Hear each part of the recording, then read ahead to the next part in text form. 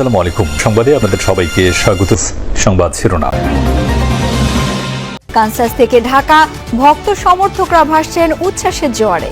মেসির হ্যাটট্রিকটা দুর্দান্ত পারফরম্যান্স ছিল। মেসির পায়ের জাদুতে পুরো টিএসসি একদম উচ্ছ্বাসিত হয়ে গেছে। চারটা স্টার হবে, চারটা ইনশাআল্লাহ। আমরা খুব প্রত্যাশা রাখছি। আর্জেন্টিনার ফ্যান হিসেবে অফকোর্স আমার অনেক ভালো লাগছে। চট্টগ্রামের বন্দর টিলায় শিশু আয়াত হত্যা মামলায় আসামি আবিরের মৃত্যুদণ্ড। বাকলিয়ায় শিশু ধর্ষণ মামলার রায় কিছুক্ষণের মধ্যে। মৌলভীবাজারে ফ্যামিলি কার্ড বিতরণ কর্মসূচির উদ্বোধন করলেন প্রধানমন্ত্রী তারেক রহমান। বিকেলে যোগ দেবেন রাজনৈতিক সভায়। মাতারবাড়ি ও চট্টগ্রাম বন্দরের কাছাকাছি দুটি স্থানে প্রথমবারের মতো হচ্ছে মুক্ত বাণিজ্য অঞ্চল। রাশিয়া থেকে কেনা হবে 30,000 টন ইউরিয়া সার। যুক্তরাষ্ট্রের সাথে সমঝোতা হলেও প্রতিবেশীদের সাথে সম্পর্কের অবনতি হয়েছে ইরানের। মধ্যপ্রাচ্যের ভূ রাজনীতিতে আসবে নতুন মেরুকরণ, মত বিশ্লেষকদের। মৌলভীবাজারের শ্রীমঙ্গলে ফ্যামিলি কার্ড কার্যক্রম উদ্বোধন করে এখন বক্তব্য রাখছেন প্রধানমন্ত্রী তারেক রহমান। আমরা সরাসরি সেখানে চলে যাচ্ছি। আমরা দেশকে এগিয়ে নিতে চাই, দেশের ভাগ্য পরিবর্তন করতে চাই, মানুষকে মানুষের ভাগ্যের পরিবর্তন করতে চাই। প্রিয় ভাই বোনেরা, কিন্তু প্রিয় ভাই বোনেরা, আপনারা কি মনে করেন যেই কাজগুলো, যেই বিষয়গুলো আপনাদের চোখের সামনে দেখেছেন, আগামী 5 বছর বিএনপি এই কাজগুলো অব্যাহত রাখুক? আপনারা কি এটা চান? কে মায়েরা, আপনারা কি চান বাংলাদেশের সকল মায়েদের কাছে আমরা ফ্যামিলি কার্ড পৌঁছে দেই? আচ্ছা, ধন্যবাদ। কিন্তু কয়েকদিন ধরে দেখুন পত্র পত্রিকাগুলো, আমরা দেখছি আমরা যে বাজেট উপস্থাপন করেছি সেই বাজেটের মধ্যে আমরা এই ফ্যামিলি কার্ডের জন্য অর্থ বরাদ্দ রেখেছি। আমরা যে বাজেট উপস্থাপন করেছি সংসদে সেই বাজেটের মধ্যে আমরা কৃষক কার্ডের জন্য অর্থ বরাদ্দ রেখেছি।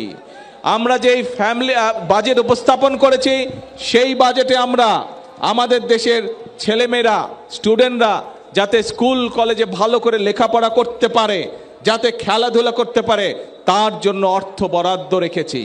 আমরা যেই বাজেট পেশ করেছি জাতীয় সংসদে, সেখানে এই যে হাজার হাজার আপনারা মানুষ, সারা বাংলাদেশে যে কোটি কোটি মানুষ, তারা যাতে সঠিকভাবে চিকিৎসা পেতে পারে, সেই জন্য এই প্রত্যেক উপজেলা পর্যায়ে যে 50 বেডের হসপিটাল আছে, সেটিকে ইনশাল্লাহ আগামী 5 বছর আমরা 100 বেড করব। তার জন্য আমরা অর্থ বরাদ্দ রেখেছি, যাতে করে এলাকার মানুষ, উপজেলার মানুষ, গ্রামের মানুষ স্বাস্থ্য সেবা পেতে পারে, মিনিমাম স্বাস্থ্য সেবা পেতে পারে অন্তত। জয় দিয়ে শুরু হলো বর্তমান চ্যাম্পিয়ন আর্জেন্টিনার বিশ্বকাপ মিশন। লিওনেল মেসির হ্যাট্রিকে আলজেরিয়ার বিপক্ষে 3-0 গোলে জিতল আলবিসেলেস্তারা।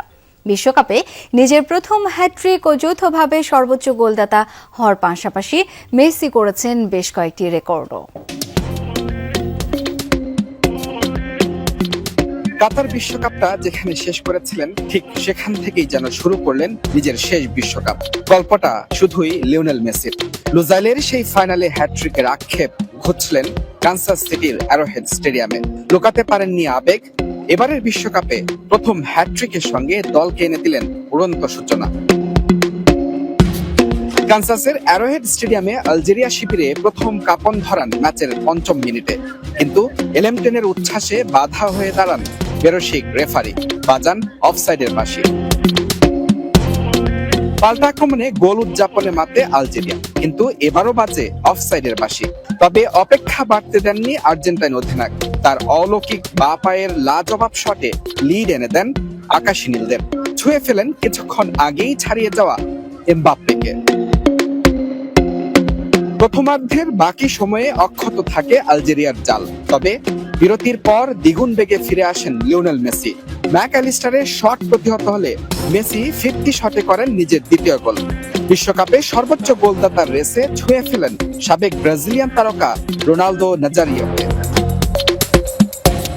66 মিনিটে এলেমটেনের শট অবিশ্বাস্য দক্ষতায় ঠেকিয়ে দেন লুকা জিদান। তবে আটকে রাখা যায়নি আর্জেন্টাইন অধিনায়ককে। 10 মিনিটের মাথায় পেয়ে যান বিশ্বকাপে নিজের প্রথম হ্যাট্রিক। ফুটবলে সব পাওয়া মেসির শুধু এই একটি ছিল না পাওয়া। মেসির অপূর্ণতা পূরণের দিনে বড় জয়ে বিশ্বকাপ মিশন শুরু করলো আলবিসেলেস্তারা। এ যেন একের ভেতর দুয়ের আনন্দ। এই কানসাস সিটি স্টেডিয়াম থেকে আর্জেন্টিনার সমর্থক যারা যাচ্ছেন, ঠিক একের ভেতর দুয়ের আনন্দ নিয়ে তারা মাঠ ছাড়ছেন। চট্টগ্রামের বন্দর টিলায় শিশু আয়াত হত্যা মামলার আসামি আবিরের মৃত্যুদণ্ড দিয়েছেন আদালত। দুপুরে ষষ্ঠ অতিরিক্ত মহানগর দায়রা জজ আলী আক্কাস আলোচিত এই মামলার রায় ঘোষণা করেন। 2022 সালের 15 নভেম্বর নিখোঁজ হয় 5 বছরের আলিনা ইসলাম আয়াত। পরে তার 6 টুকরো করা মরদেহ উদ্ধার করা হয়। এ ঘটনায় বাসার ভাড়াটিয়া আবির এবং তার 17 বছরের এক বন্ধুকে অভিযুক্ত করে চার্জশিট দেয় পুলিশ। এদিকে আদালতে আজ বাকলিয়ায় 3.5 বছর বয়সী শিশু ধর্ষণ মামলারও রায় ঘোষণা করা হবে। গত 21 মে শিশুটিকে ধর্ষণের অভিযোগ ওঠে। এর জেরে স্থানীয়দের সাথে ব্যাপক সংঘর্ষ হয় এলাকাবাসীর। ধর্ষণের মামলা করে পরিবার। তদন্ত শেষে একমাত্র আসামি মনির হোসেনকে অভিযুক্ত করে চার্জশিট দেয় পুলিশ। গত 10 জুন শুরু হয় সাক্ষ্য গ্রহণ। মোট 5 কার্যদিবসে এই মামলার সাক্ষ্য গ্রহণ ও যুক্তিতর্ক উপস্থাপন শেষ হয়।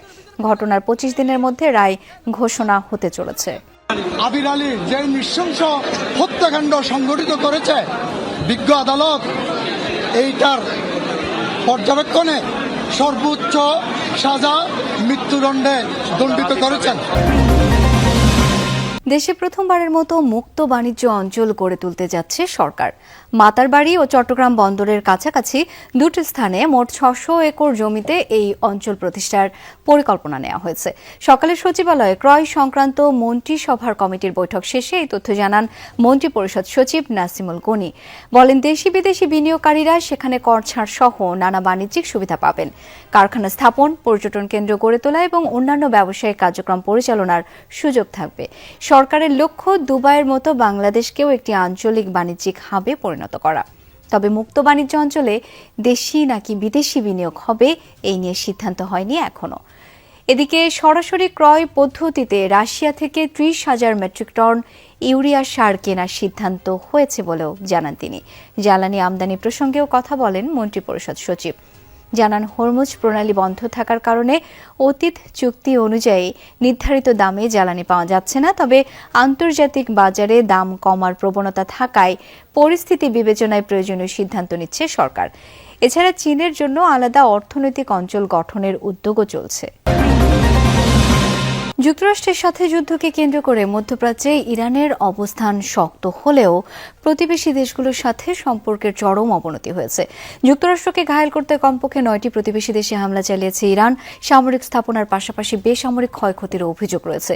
নিজেদের বাঁচাতেই যুক্তরাষ্ট্র ইরান শান্তি চুক্তির জন্য তৎপরতা চালিয়েছে তেহরানের প্রতিবেশীরা, এমন মত বিশ্লেষকদের।